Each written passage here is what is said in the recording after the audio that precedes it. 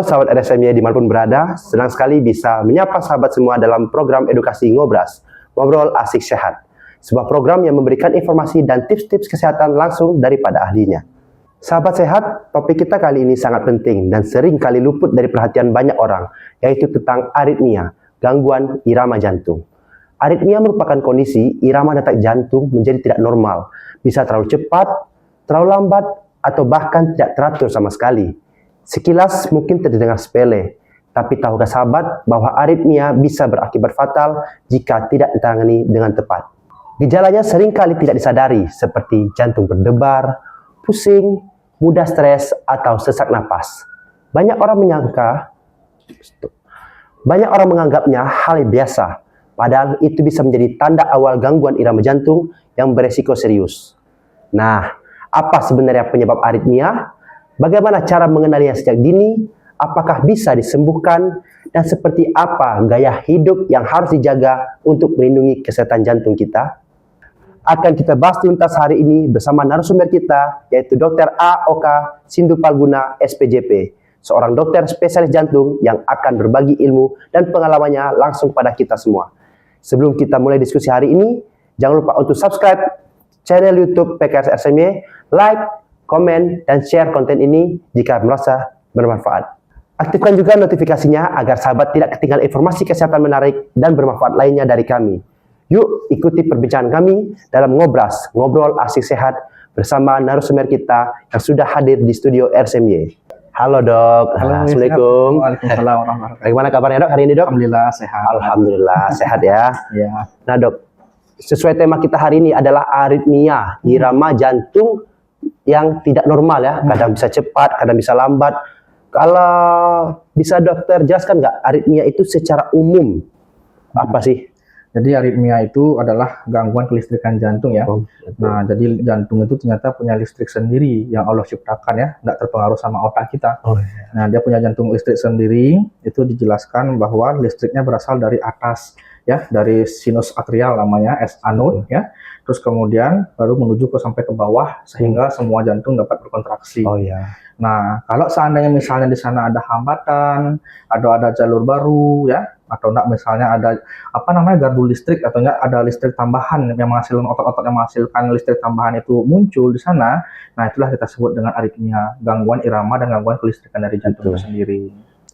Apa yang terjadi pada jantung ketika iramanya tidak normal dok? Nah, kalau seandainya jantung itu kan istilahnya normalnya itu dari atas sampai bawah ya. Jantung itu berkontraksi dari atrium sampai ke ventricle ya. Nah, jadi kelistrikan jantung normalnya kayak gini, berdenyut. Nah, kalau seandainya dia terjadi gangguan irama, bisa jadi dia terjadi hambatan di sana ya. Kalau seandainya hambatan tentu jantungnya tidak akan bergerak baik bagian atas maupun bagian bawah. Nah, kalau seandainya terjadi jalurnya yang bertambah ya, jantung bisa bergerak lebih cepat ya. Dan kalau seandainya terjadi irama yang tidak stabil antara atas sama bawahnya, di atasnya kelebihan ada gardu listrik tambahan ya, penghasil listrik tambahan yang baru, otomatis irama atasnya lebih berdenyut lebih cepat daripada bawah ya, jadi nggak stabil ya. Atau bahkan sebaliknya, yang bawah lebih cepat bergerak. Nah, di sana jantung itu kontraksilitasnya, gerakan jantungnya akan terpengaruh terhadap listrik jantungnya. Nah, aritmia itu kan detak jantung iramanya tidak teratur, kadang cepat, kadang lambat. Nah, peraturan ya. Iya.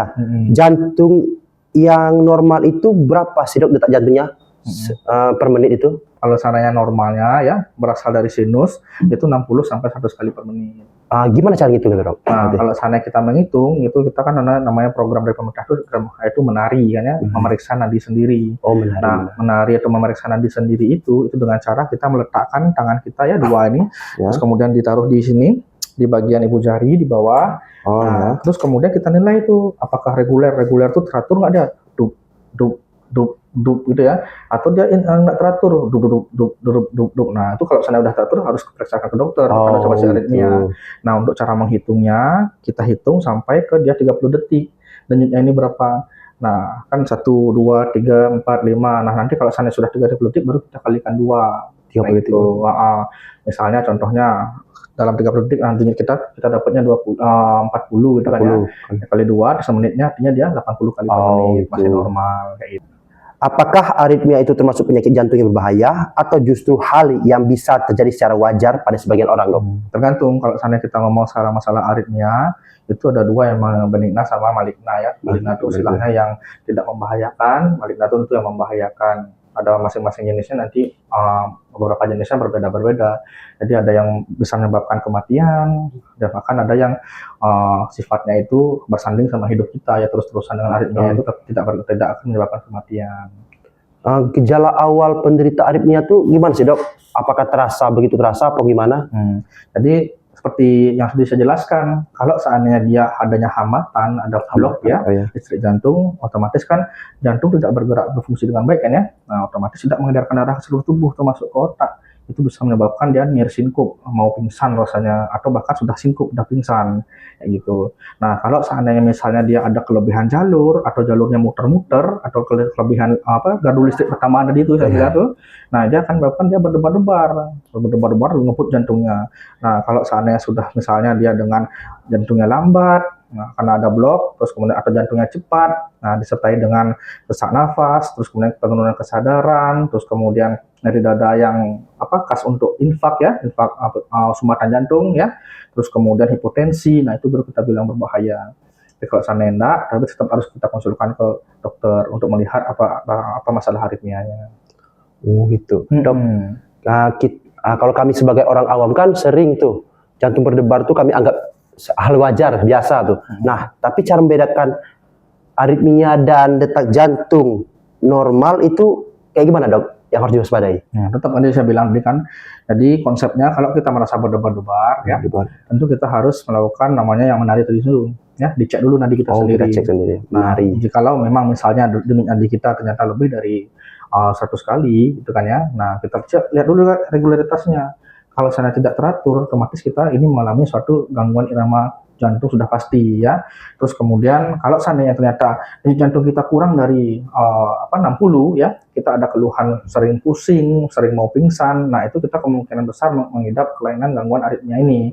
Nah, jikalau seandainya kita berdebar-debar pada kondisi yang tidak wajar ya, contohnya misalnya kita segala aktivitas gitu kan ya, biasanya kan berdebar-debar kalau capek kan ya. Nah, ini kebalik nih, kita lagi istirahat tiba-tiba berdebar-debar kayak gitu kan ya.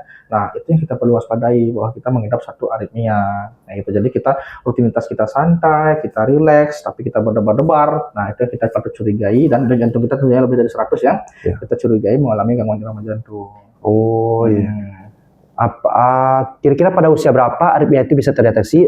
Apakah juga bisa terjadi pada anak-anak, Dok? Bisa. Jadi ya sifatnya neonatus juga ada yang kongenital kan.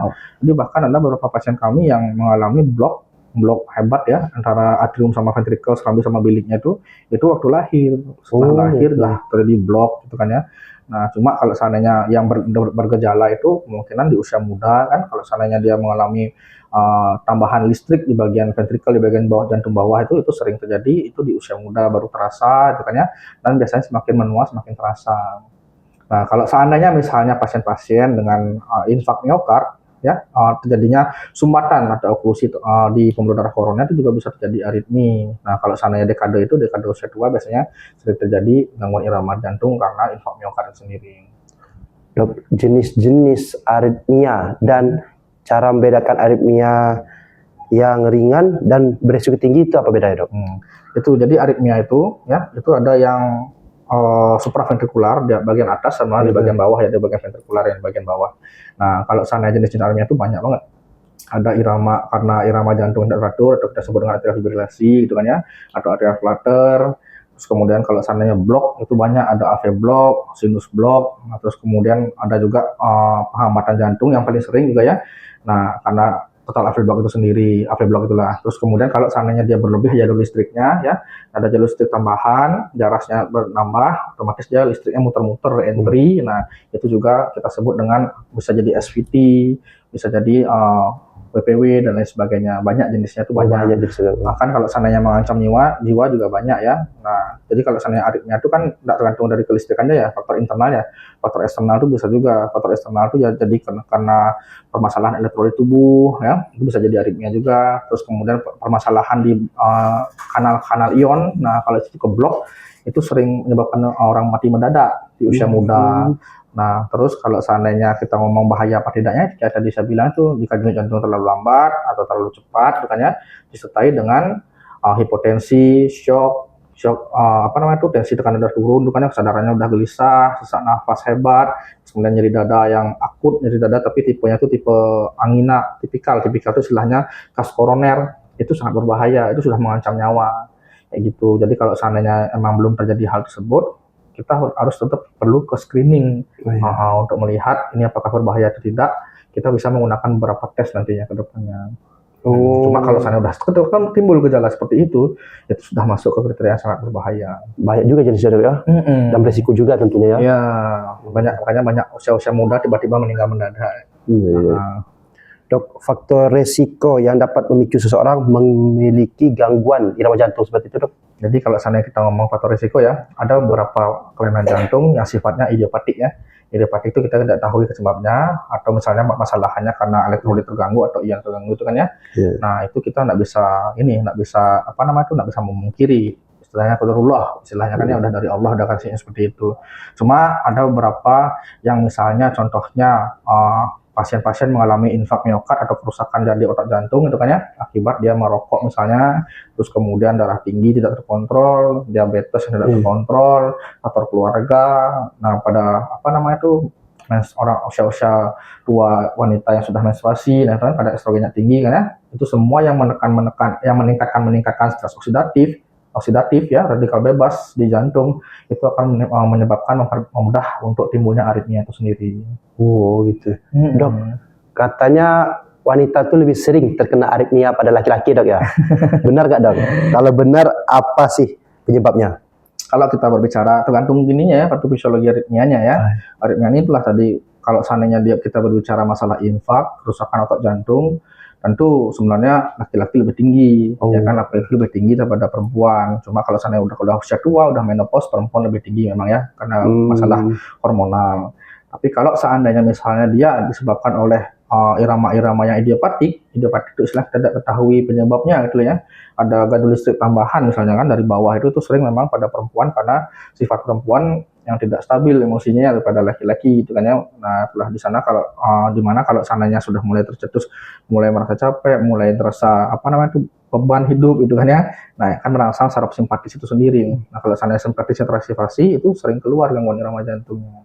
Oh, begitu. Jadi nggak melulu cewek aja dok ya, cowok juga bisa. Fisiologi. Iya, benar. Dari aritmianya masing-masing. Apakah gaya hidup seperti stres, kurang tidur, konsumsi kafein yang berlebihan, dan penggunaan rokok atau vape juga bisa mempengaruhi irama jantung seseorang dok? Jelas. Tadi saya bilang kan, kalau stres oksidatif meningkat, otomatis dia akan menyebabkan aritmianya lebih gampang muncul. Ya. Penggunaan kafein itu kan menyebabkan aktivasi saraf simpatis yang menyebabkan berdebar-debar, kan ya. Habis itu bahkan makan pedas pun, ya, makan pedas pun yang sering bikin lambung sakit itu. Kalau seandainya pasiennya ada PVC ya, PVC itu ventricular contraction, jadi ada irama dari bawah naik ke atas kan, itu bagian bawah jantungnya itu dekat sama lambung. Nah, sering teriritasi lambungnya itu sering menyebabkan pencetusnya itu bisa jadi PVC-nya aktif lagi, gitu kayak gitu ya. Jadi sifatnya makanan pun bisa berpengaruh ternyata terhadap aritmia itu sendiri, ya. Apalagi vape, terus kemudian rokok. Nah, belum lagi oksidatif tinggi itu, habis itu infak miokard, kerusakan miokard, nah lebih berbahaya lagi dari itu. Jadi gaya hidup sangat mempengaruhi dok. Sangat mempengaruhi. Adakah makanan atau minuman tertentu yang sebaiknya dihindari atau dibatasi oleh penderita aritmia dok? Kalau seandainya makanan tentu ya saya bilang tuh yang menyebabkan dia yang mengiritasi lambung ya, baik yang terlalu asin atau nggak terlalu asam ya, terus kemudian juga yang pedas-pedas ya. Ini pada konsumsi pasien-pasien aritmia itu sering tercetus karena dia mengalami gastritis terlebih dahulu, sakit ulu hatinya, terus kemudian nyeri, panas, rasanya naik ke atas, udah keluar aritmianya kayak gitu. Terus kemudian kalau minuman itu kopi ya, teh, itu kafein itu kan pencetus ya kan, sebagai pencetus terjadinya kambuhan aritmia. Tentu tapi itu pada pasien-pasien sudah kita ketahui aritmia sebelumnya kayak gitu. Jadi berbahaya, kita harus waspadai pada pasien-pasien penderita aritmia ya, minuman dan makanan tadi. Oh, itu dok maksudnya harus dibatasi atau harus di stop dok? Kalau bisa dibatasi, yang penting tidak menimbulkan gejala aja. Oh, jadi kembali lagi misalnya kalau makan pedas itu kan ya, masih kuat lambung kan ya, ya udah kasihlah makan lambung, makan apa namanya itu yang pedas ya. Cuma kalau seandainya udah nggak kuat, ya udah jangan dipaksa, harus dihentikan. Kayak kafein juga, misalnya ngopi udah terbiasa ngopi gitu kan ya. Cuma kalau seandainya terlalu banyak berdebar-debar ya kita stop gitu. Ya kalau misalnya kita kurangi, tapi kalau sedikit udah berdebar ya kita stop. Jadi kembali lagi dok, ya sesuatu yang berlebihan itu tidak baik, ya benar. Dok, cara mendiagnosa gangguan aritmia apakah cukup dengan pemeriksaan EKG atau perlu tes lanjutan? Kalau seandainya aritmia itu perlu kita evaluasi EKG dan Holter monitoring namanya dok. Holter monitoring ini itu sifatnya itu dia merekam jantung ya selama 24 jam penuh. Jadi sama kita bawa alatnya nanti ya, kemudian dipulangkan, terus kemudian dibaca nanti itu. Jadi apa kegiatannya dia, kita sudah kegiatan kayak biasa, paginya ngapain, siangnya kerja, habis itu malam tidur kayak biasa. Nah, nanti irama jantungnya itu akan terekam seluruhnya, sepenuhnya dengan alat-alat Holter monitoring itu. Nah, itulah nanti akan kita baca. Nah, ada juga yang penggunaannya sampai 1 bulan penuh, kayak gitu kan ya. Di loop dia diulang-ulang kayak gitu, itu kita baca sebagai salah satu penunjang untuk masalah aritmia ini sendiri. Untuk pengobatan sendiri, apakah aritmia bisa disembuhkan hanya dengan obat atau kadang membutuhkan tindakan medis seperti ablasi, pemasangan alat pacu jantung? Apakah bisa sembuh total atau beresiko terjadi berulang, dok? Oke. Jadi tergantung aritmia tadi ya. Kalau seandainya dia misalnya aritmianya blok ya, kita lihat dulu bloknya nih. Bloknya nih blok tipe berapa gitu kan ya. Kalau seandainya udah total AV blok gitu kan ya, udah kita coba pacu dengan obat-obatan, kita cari tahu etiologinya misalnya apakah ada infeksi, terus kemudian keracunan obat sebelumnya ya, atau yang lain sebagainya. Kalau seandainya itu tidak semua tidak ada, terus kemudian kita observasi ternyata iramanya tidak balik-balik, itu memang harus kita perlu pasang pacu jantung ya. Terus kemudian kalau seandainya masalahnya PVC, premature ventricular contraction, itu yang paling sering ya kita hadapi di poli ya. Pasien-pasien selalu berdebar ternyata PVC-nya banyak gitu kan ya. Nah, itu kita harus tes dulu, kita harus treadmill dulu pasiennya. Nah, ketika treadmill, dilihat tuh maligna apa enggak. Ternyata waktu misalnya peak treadmillnya itu atau puncak treadmillnya itu ternyata iramanya enggak keluar, bukannya bagus, stabil, ya artinya kita enggak usah ablasi, kita cukup dengan obat-obatan kayak gitu. Tapi kalau seandainya dia dengan simptom ya, udah terjadi gejala yang tadi tuh sering pingsan, sering berdebar-debar, sering ini heboh, tensi rendah, itu kita tetap harus ablasi. Cuma kalau seandainya hasil treatmentnya memang menunjukkan bahwa dia banyak keluar waktu kita peaknya tuh, puncak dari treatment tuh banyak keluar irama jantung yang tidak stabil tuh, itu memang harus kita lakukan tindakan ablasi kayak gitu. Apalagi pada pasien-pasien yang memegang peranan penting seperti contohnya pilot kayak gitu kan ya, nahkoda kan. Lucu kalau mati di atas kan ya, semua penumpangnya habis semua kan. Makanya benar-benar di screening sedikit pun aritmianya itu walaupun dia masih tidak mengancam nyawa, kita harus ablasi agar supaya tidak kedepannya menimbulkan masalah. Kan nggak lucu kan naik kapal, naik pesawat kan, pilot atau nahkodanya meninggal tuh, siapa yang mau ngarahin nanti? Dok, penderita aritmia ini boleh olahraga nggak sih?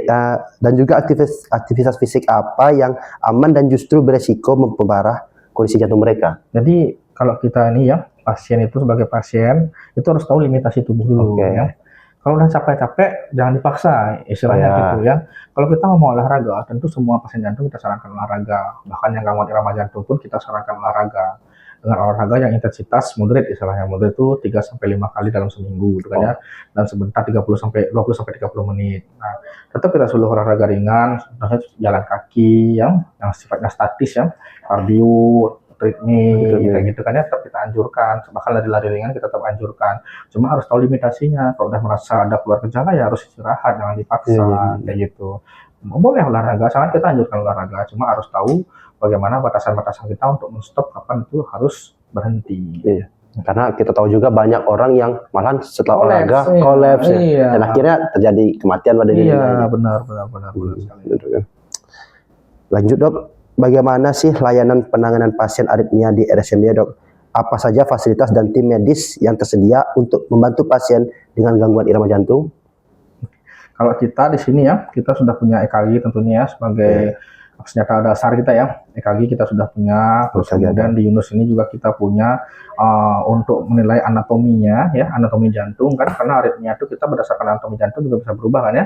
Kita punya ekokardiografi, kita bisa menilai dari segi anatominya. Terus kemudian kita juga punya Holter monitoring di sini, di mana Holter itu kita fungsinya sebagai merekam tadi satu kali 24 jam irama jantung kita yang nanti kita bisa baca.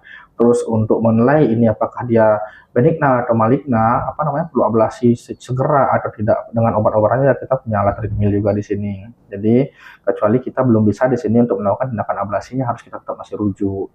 Cuma untuk sampai mendiagnosa dan untuk memerlukan ablasi atau tidak memerlukan ablasinya, kita insya Allah bisa dilakukan di Immunus ini. Oh, jadi masuk lengkap ya dok ya? Masuk lengkap, cuma kita untuk ablasinya kita masih belum bisa. Alhamdulillah, nanti kita berbenah lagi dok ya. Dok, pesan atau saran dokter untuk masyarakat, terutama untuk anak-anak muda di Indonesia agar bisa menjaga kesehatan jantung dan mencegah aritmia sejak dini. Oke, kalau seandainya untuk masyarakat ini ya muda ya, istilahnya, kita harus tetap berolahraga tentunya. Pola makan sehat itu sangat penting buat tubuh kita, terutama jantung ya, dalam menghadapi masalah-masalah aritmia maupun dia sifatnya non aritmia atau dia kerusakan organ miokardnya ya. Jadi jangan malas berolahraga, tetap konsumsi yang sehat ya, dan kurangi melakukan tindakan-tindakan yang dapat memacu jantung kita secara berlebihan seperti itu ya. Terus kemudian tidak boleh stres, kelola diri, karena kan anak muda ini emosinya labil ya, masih naik turun itu kan ya. Di sana harus bisa memanage bagaimana kita mengelola stresnya agar tidak sering timbul nanti ke depannya bisa jadi gangguan aritmia. Nah dok, aku tuh pernah ke pasar pada saat itu kan, lagi bawa motor, tiba-tiba jantung ini sakit, kalau kata orang itu tersenak kayak gitu dok. Itu kira-kira apa dok? Bahaya kah atau memang itu salah satu gejala dari aritmia dok? Takut juga itu ya dok, soalnya dok. Ya, jadi kita harus tahu dulu ya, ketika kita mengalami senak, ketika kita mengalami gangguan tadi itu susah napas rasanya, dan terasa jantung berhenti, itu kan ya. Nah, kita harus tetap langsung pertama tuh harus menambah nadi dulu. Menari ya. Menari tadi dulu ya, jangan nari aneh-aneh ya. Tetap minggir dulu ke sebelah jalan, kan ya. Pegang dulu nadinya apa bener nggak ini permasalahannya dari jantung, karena seringkali ya kecemasan itu ya faktor utama itu sering menyebabkan terjadinya terasa seperti gangguan irama jantung padahal tidak ada apa-apa ya gitu kan, psikis istilahnya ya. Makanya kita harus benar-benar pastikan kita minggir dulu, terus kemudian kita raba nadi kita apakah memang benar adanya kejadian yang anti jantung kita terasa tadi.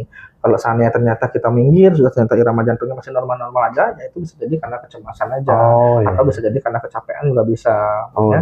Nggak selalu dari gangguan irama jantung. Jadi untuk memastikannya itulah kita harus memeriksakan nadi, dan jikalau mana memang ada kelainan harus kita mengkonsulkan ke dokter jantung. Oh, itu efek dari kecemasan dok ya? Bisa jadi kecemasan, kecapean itu bisa jadi karena merangsang saraf simpatis tadi itu tuh, jadi panik dia, cemas, nah keluarlah rasa-rasa seperti itu. Padahal jantungnya normal gitu. Masuk akal, tidak benar ya? Ya pemirsa, itulah tadi pembahasan kita tentang aritmia. Jadi pemirsa, aritmia itu bisa berbahaya atau bisa juga tidak, dan juga bisa menyerang ke semua umur. Jadi untuk pemirsa, cara pencegahnya adalah dengan melakukan pola hidup sehat dan juga olahraga rutin dan teratur. Jikalau ada gejala yang telah dirasakan, bisa dikonsulkan kepada poli jantung bersama dokter Sindu. Tetap semangat, jaga kesehatan, sampai jumpa, salam sehat.